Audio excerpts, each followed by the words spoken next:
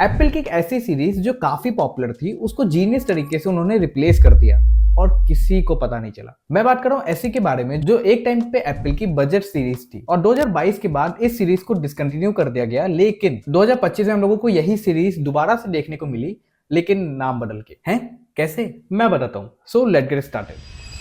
2016 में एप्पल ने इंट्रोड्यूस करी एसई सीरीज को, जो 2013 के आईफोन 5s बॉडी को यूज कर रहे थे नए हार्डवेयर के साथ। और इसी की तरह एसई सेकेंड जनरेशन, थर्ड जनरेशन में हम लोगों को आईफोन 8 की बॉडी देखने को मिली, लेकिन प्रोसेसर, परफॉर्मेंस सब कुछ नया था। और 2022 में एप्पल ने इसको डिसकंटिन्यू कर दिया, लेकिन ऐसी सीरीज स्पेक्स के लिए कभी थी ही नहीं, एक्सपीरियंस के लिए होगा। हाँ, ये एप्पल का एक सीक्रेट मूव था जिससे आप नॉस्टैल्जिया फील करें, और वो भी बजट में, जिसमें हम लोगों को कॉम्पैक्ट और स्मॉल आईफोन देखने को मिले। पर जब यूजर स्मॉल स्क्रीन से बड़ी स्क्रीन की तरफ शिफ्ट होने लगे तो एप्पल ने भी यही किया। एसई सीरीज और मिनी सीरीज के बाद इन्होंने लॉन्च किया प्लस सीरीज को। हमारे पास भी तो है 14 प्लस, हाँ, लेकिन अभी ये तीनों सीरीज डिसकंटिन्यू हो गई हैं।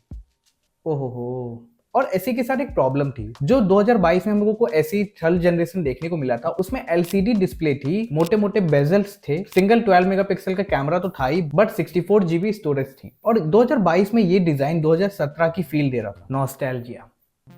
हाँ, करेक्ट। बट एप्स जो थे वो बड़ी स्क्रीन के लिए बनाए जाते थे। इसी के साथ फेस आईडी को भी डिफॉल्ट कर दिया गया। इवन बजट एंड्रॉइड स्मार्टफोन में भी ओएलईडी डिस्प्ले आने लग गई थी। सो ऐसी बुरा नहीं था, बट काफी आउटडेटेड लगने लगा था। और एप्पल नॉस्टैल्जिया हमेशा फील नहीं करा सकता। जिसके बाद 2025 में हम लोगों को एक नई सीरीज देखने को मिली, और ये थी iPhone 16e। हाँ, जिसमें आपको ओएलईडी डिस्प्ले देखने को मिली, 48 मेगापिक्सल का मेन कैमरा और सिंगल मेन कैमरा देखने को मिला, नॉच मिली, फेस आईडी मिली, और काफी अच्छा प्रोसेसर भी देखने को मिला। यानी बजट में एक मॉडर्न अपग्रेड।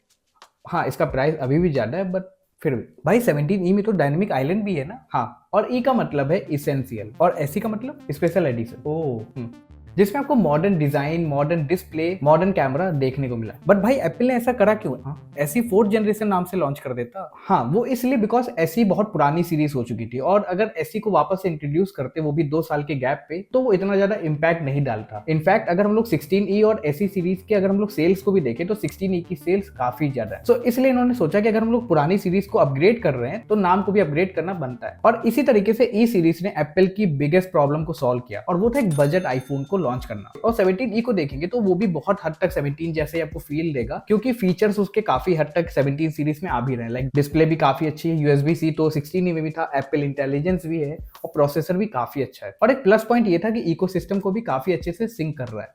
बट ये भी परफेक्ट नहीं है। हाँ भाई, आईफोन फोल्ड ही परफेक्ट होगा क्या? देखो, इसमें ना ही प्रो मोशन डिस्प्ले है, सिंगल कैमरा अभी भी यूज हो रहा है, बैटरी भी ठीक ठाक है जैसे नॉर्मल आईफोन्स में होता है वैसे ही, लेकिन ये भी पुराने आईफोन्स की बॉडी को यूज कर रहा है। जैसे 14 की बॉडी हम लोगों को 16E में देखने को मिली थी, वही तरह 15 की बॉडी हम लोगों को 17E में देखने को मिली थी। और ये चीज आपने पहले भी देखा है एसी के साथ, करेक्ट। और इसलिए मैं इसको जीनियस तरीका कह रहा था शुरुआत में। ओ, स्टोरी टेलिंग।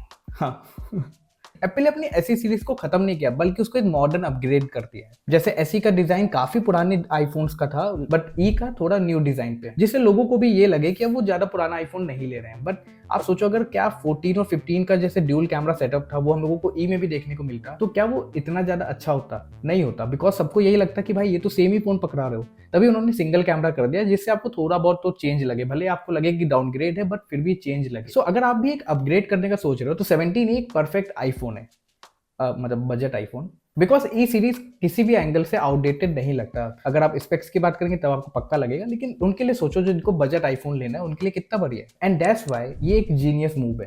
वाह, great, thank you thank you. Subscribe करने को बोल, सब्सक्राइब। मैं मिलता हूँ नेक्स्ट वीडियो में, तब तक के लिए बाय बाय।